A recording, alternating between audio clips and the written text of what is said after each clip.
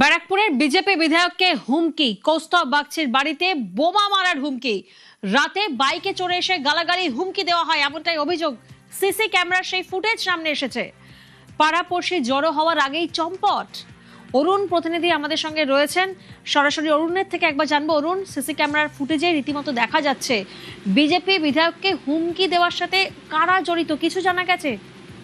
দেখো, সে সময় কিন্তু কৌস্তব বাগচি বাড়িতে ছিল না। 3 যুবক মোটরসাইকেল করে এসে তার বাড়ির সামনে প্রথমে অকাত্য ভাষা গালিগালাজ করে, তারপর তাকে বোমা মেরে বাড়ি উড়িয়ে দেওয়া হবে এরকম বলতে বলতে তারা চলে যায়। একবার নয়, 2 থেকে 3 বার তারা সেখানে পাক খায়। তারপরে কিন্তু তারা এলাকার লোক সব বেরিয়ে আসলে তারপরে তারা কিন্তু গা ঢাকা দেয়।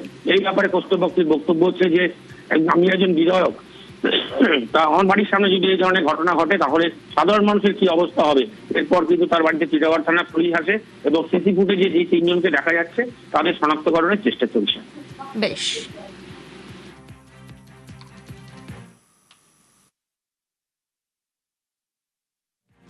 আমার বাড়ির সামনে থেকে চিৎকার চেল্লামিল্লি করতে করতে গালি দিতে দিতে গেছে। আমি তো ছিলাম না, বাড়ির লোকজনকে বলেছে দেখে নেবো, মেরে দেবো, বোম মারবো, গুলি মারবো, এত ভাষায় গালিগালাজ করতে করতে গেছে। মা বাবা তুলে আমার নাম করে গালিগালাজ দিতে দিতে গেছে।